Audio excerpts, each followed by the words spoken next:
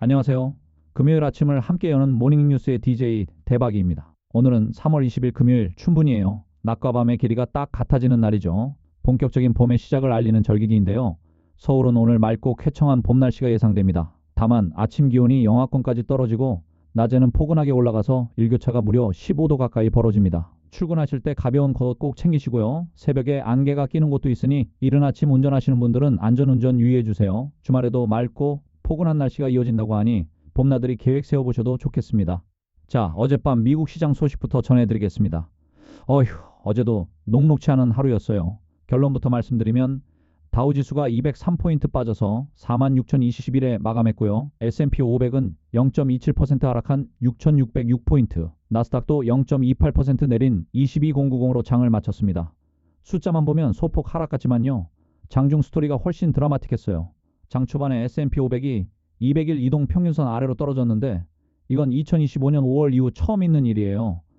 다우는 하루 전에 이미 200일선을 깨버렸고 나스닥 100까지 합류하면서 미국 3대 지수가 모두 장기 추세선을 뚫은 겁니다. 파이낸셜 컨텐트에서는 이걸 트리플 스렛, 미국 주요 지수들이 3월 대폭락에서 핵심 200일 지지선 돌파라고 표현했어요. 기술적 분석 관점에서 상당히 부정적인 신호입니다. 포브스 헤드라인도 꽤 무시무시했는데요. 다우, S&P 500 나스닥 모두 2026년 최저치로 하락, 인플레이션 공포와 유가가 시장을 뒤흔들다 이렇게 뽑았어요. 미국 주식의 68.7%가 하락한 날이었습니다. 그런데 다행히 장후 후반에 상당 부분 회복했어요. 유가가 한풀 꺾이면서 투자 심리가 좀 살아났거든요. 이게 얼마나 극적이었냐면 S&P 500이 4주 연속 하락을 기록 중인데 어제만큼은 장마감 직전에 반등의 실마리를 보여준 거예요. 그러면 왜 이렇게 빠졌느냐? 크게 두 가지지. 초대형 이슈가 동시에 터졌습니다. 첫 번째는 중동 사태로 인한 유가 폭등이에요. 이란이 카타르의 LNG 생산 시설을 공격하면서 카타르 LNG 생산량의 17%가 순식간에 날아갔습니다. 이 소식에 브렌트유가 장중 배럴당 119달러까지 치솟았어요. 미국 이스라엘의 이란 공격이 시작된 2월 28일 이후로 유가가 60% 가까이 올랐습니다. 가디언 보도에 따르면 장중 한때 10% 급등한 후 되돌림이 왔고요. 중동산 원유인 오만유와 두바이유는 이미 배럴당 150달러를 넘겼습니다. 알자지라 보도가 좀 충격적인데요. 반다 인사이츠의 반다나 하리 대표가 호르무즈 해협이 얼마나 오래 폐쇄되느냐에 따라 200달러까지도 갈 수 있다고 전망했어요. 호르무즈 해협은 전 세계 석유 수송량의 약 20%가 통과하는 핵심 물류 거점인데 이란이 봉쇄를 선언한 이후 사실상 선박 통행이 멈춘 상태거든요. 이란은 해협을 통과하려는 모든 선박에 대해 공격하겠다고 위협하고 있어서 보험료까지 천정부지로 뛰었습니다. 다행히 장 후반에 이스라엘 네타냐후 총리가 이스라엘이 미국과 함께 호르무즈 해협 재개방을 돕고 있다고 발표하면서 유가가 급반전했어요. 불목에 따르면 이 발언 이후 원유뿐만 아니라 주식, 채권 등 전 자산군의 변동성이 크게 줄었습니다. 브렌트 유종가는 108달러 65센트로 여전히 높지만 고점 대비 많이 내려온 거예요. 미국 WTI는 오히려 소폭 하락 마감했습니다. 러셀 2000 소형주 지수는 장 막판 간신히 플러스로 돌아서기도 했고요. 트럼프 대통령은 베네수엘라 국영 석유회사에 대한 제재를 완화하는 카드를 꺼냈습니다. 미국 기업들이 베네수엘라 원유를 다시 수입할 수 있게 된 건데 이란전 때문에 부족해진 글로벌 원유 공급을 다른 곳에서 메우려는 전략이에요. 두 번째 악재는 연준의 매파적 스탠스입니다. 수요일에 FOMC가 기준금리를 3.5에서 3.75%로 동결했는데요. 이건 예상대로였지만 문제는 향후 전망이에요. 점도표에서 19명의 위원 중 7명이 올해 금리 인하 없이 동결을 전망했어요. 지난 12월보다 1명이 늘어난 겁니다. 맥쿼리 이코노미스트에 따르면 3명만 더 입장을 바꾸면 과반이 올해 인하 없다가 되는 아슬아슬한 상황이에요. 중앙값은 올해 한 번 인하인데 사실상 시장은 이미 올해 인하가 아예 없을 거라고 보고 있어요. 선물 시장에서 2026년 금리 인하 가능성을 완전히 배제해버렸습니다. 더 충격적인 건 GDP 성장률 전망인데요. 올해 0.9%, 내년 1.3%, 2028년 1.4%로 대폭 낮췄어요.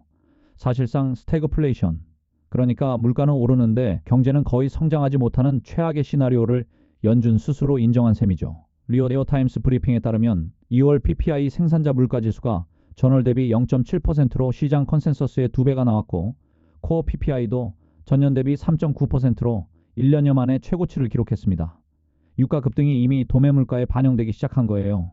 파월 의장이 기자회견에서 인플레이션 위험을 강하게 경고하면서 주가가 장중 최저치까지 밀렸고 미 국채 10년물 금리도 6bp 올라 4.26%를 기록했습니다. 이건 파월 의장의 두 번째에서 마지막 FOMC인데요. 차기 연준 의장 인선까지 겹치면서 불확실성이 더 커지고 있습니다.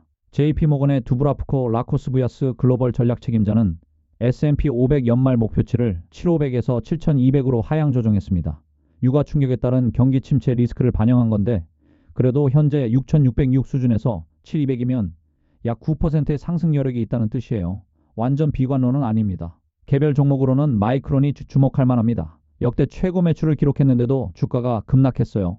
마진 압박과 대규모 설비 투자 부담이 원인인데 AI 반도체 수요는 폭발적이지만 실제로 수익을 얼마나 남길 수 있느냐가 문제라는 거죠.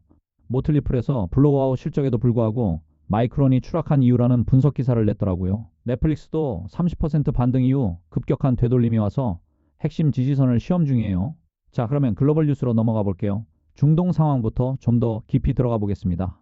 이란, 이스라엘, 미국 간 전쟁이 에너지 전쟁으로 확대되고 있어요.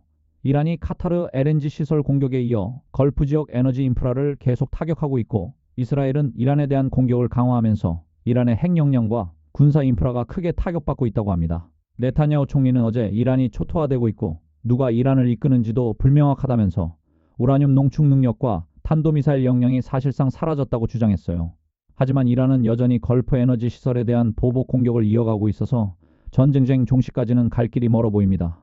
데모크라시 나우에서는 발리 나스르 교수를 인터뷰해서 이란은 장기전을 준비하고 있다는 분석을 내보냈어요. 미국 내부에서도 큰 이슈가 있었는데요. 법무부가 파월 연준 의장에 대한 형사수사를 진행하고 있다는 보도가 나왔습니다. 연준 독립성에 대한 우려가 커지고 있어요. 247월 스트리트는 이걸 연준 독립성에 불이 붙었다라고 표현했더라고요. 중앙은행의 정치적 독립성은 금융시장 안정의 근간인데 이게 흔들리면 투자자 신뢰에 치명적일 수 있습니다. 다음은 크립토 시장으로 가볼게요. 비트코인이 7만 달러를 깨버렸습니다. 3월 19일 기준 약 6만 9,370달러 수준인데 하루 전 72,483달러에서 크게 밀렸어요. 이코노믹 타임스에 따르면 전일 대비 거의 5.55%가 빠졌습니다. 7만 달러 아래로 떨어진 건 상당히 의미 있는 심리적 지지선 붕괴예요. 이더리움은 더 심각해서 6.98% 급락한 2,158달러입니다. 글로벌 자산 시가총액 순위에서 64위로 밀려났다고 해요.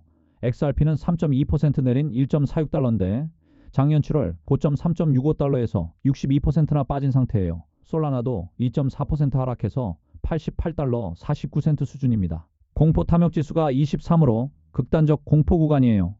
무려 46일 연속 이 수준을 유지하고 있다고 합니다. 스포티드 크립토에서 분석한 바에 따르면 역사적으로 25 이하의 극단적 공포 구간은 장기 투자자에게 가장 수익률이 높은 진입 시점이었다고 해요. 다만 지금처럼 거시경제 리스크가 복합적으로 작용할 때는 조심해야 합니다. 코인데스크에 따르면 비트코인 장기 보유자들, 일명 오지들이 매파적 연준 결정 이후 1억 달러 이상을 매도했습니다. 자금이 USDT, USDC 같은 스테이블 코인으로 빠르게 이동하고 있고요. 비트코인의 금 대비 가격이 15온스 수준으로 위험자산에서 안전자산으로 도피하는 전형적인 디리스킹 패턴이에요. 그래도 긍정적인 소식이 있어요.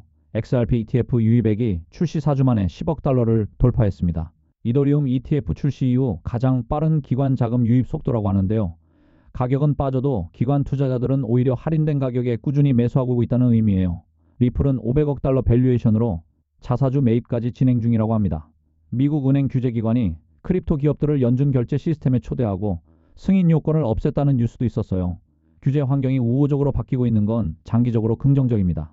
한국 증시와 환율 소식 전해드립니다. 어제 코스피가 중동 긴장에 큰 타격을 받았어요. 코스피 200 선물 기준 3.15% 급락했습니다. 한국은 에너지 수입 의존도가 높은 나라다 보니 유가 급등이 직격탄이죠. 에너지 수입 비용 증가 우려가 한국 시장을 짓누른 겁니다.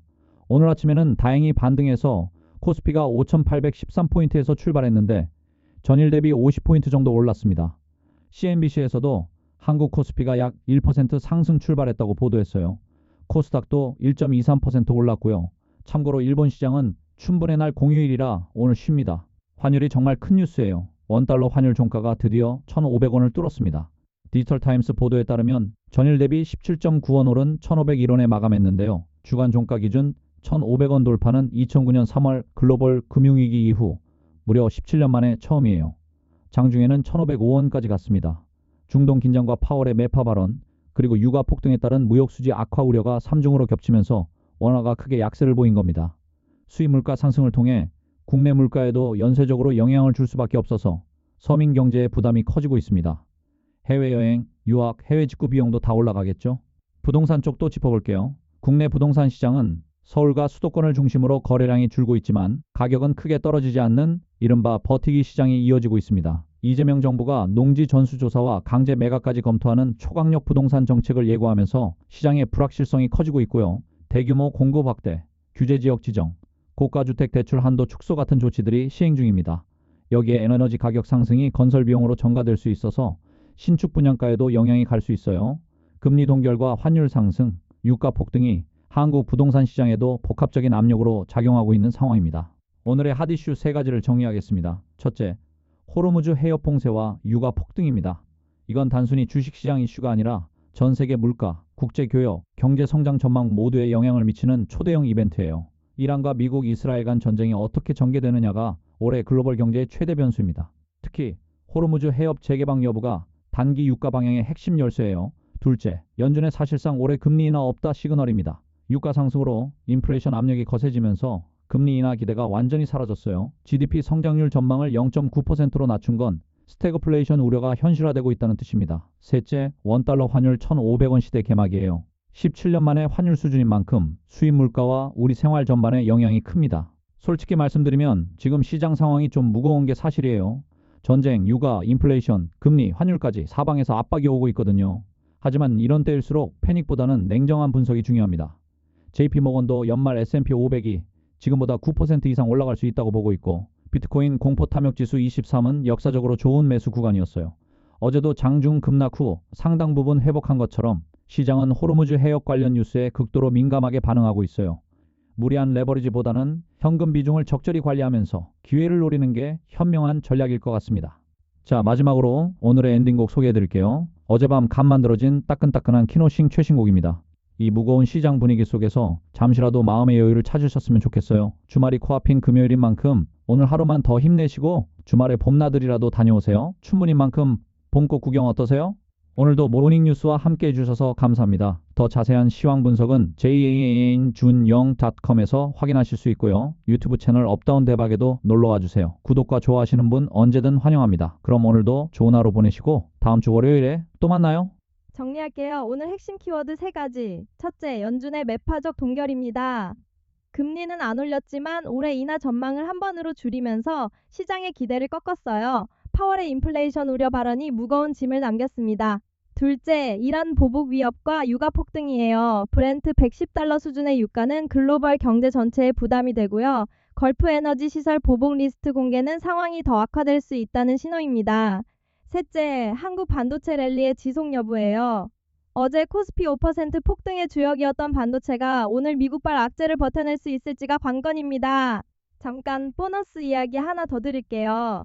어제 미국에서 소매 판매 지표도 나왔었는데 시장 기대에 부합하는 수준이었어요. 하지만 PPI, 생산자 물가 지수가 예상보다 뜨겁게 나오면서 인플레이션 우려를 키웠습니다. 소비자 입장에서 생산자 물가가 오르면 결국 소비자 가격에도 전가되거든요. 여기에 유가 상승까지 더해지니까 인플레이션이 쉽게 잡히지 않을 거라는 시나리오가 힘을 얻고 있는 상황이에요.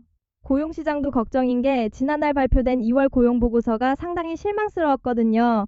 고용은 부진한데 물가는 안 잡히는 이른바 스태그플레이션 우려가 월가에서 점점 커지고 있습니다. 연준도 이 딜레마에 빠져 있어서 쉽게 금리를 내릴 수도 올릴 수도 없는 상황이에요. 섹터별로 보면요. 에너지주는 유가 상승 덕에 상대적으로 선방했지만 기술주와 소비재주가 큰 폭으로 하락했습니다. 특히 금리에 민감한 부동산 관련 리츠들이 많이 빠졌고요. 방어적인 성격의 헬스케어와 유틸리티 섹터도 하락을 피하지 못했어요. 전방위적인 매도세가 나온 셈입니다. 채권 시장에서는 10년물 국채 수익률이 소폭 상승했는데요. 파월의 인플레이션 경고에 장기금리가 반응한 거예요. 채권 가격이 내리고 수익률이 오르면 주식시장에도 부담이 되기 때문에 이 부분도 계속 모니터링해야 합니다. 금값은 안전자산 수요에 힘입어 소폭 올랐습니다. 지정학적 리스크와 인플레이션 우려가 동시에 작용하면서 금이 다시 주목받고 있는데요. 안전자산을 찾는 투자자들의 심리가 반영된 거죠. 환율 쪽 추가 정보도 드릴게요. 달러 인덱스는 연준의 매파적 태도에 소폭 강세를 보였고요. 엔달러는 엔화 약세 흐름이 이어지고 있습니다. 일본은행의 통화정책 방향에 대한 불확실성도 있어서 엔화 변동성이 큰 상태예요. 유로달러는 소폭 약세였고요. 마지막으로 오늘 일정 체크하고 갈게요. 한국 시장이 3시 30분에 마감되고요. 오늘 밤에는 마이크론 실적 반응과 함께 미국 시장에서 실업수당 청구 건수 발표가 있습니다. 필라델피아 연은 제조업 지수도 나올 예정이에요. 경기 지표 하나하나에 시장이 민감하게 반응하고 있으니까 오늘 밤 미국 시장도 주목해주세요. 자, 진짜 마무리합니다. 불확실성이 높은 시기일수록 중심을 잡는 게 중요해요. 과도한 공포에 휩쓸리지도 일시적 반등에 흥분하지도 마시고 자신의 투자 원칙을 지키면서 차분하게 시장을 지켜보시길 바랍니다. 더 자세한 분석은 jaajunyoung.com, 유튜브는 업다운 대박 채널에서 만나요. DJ 보리와 함께하는 모닝뉴스, 오늘도 더 들어주셔서 감사합니다. 엔딩곡 듣고 기분 좋게 하루 시작하세요. Sat right next to me, dimming of the light. My heart's louder than the surround sound. Every time you laugh, I lose the ground. Should I lean in close? Should I stay right here? The movie's playing, but I can't hear when the credits roll. Will you turn my way?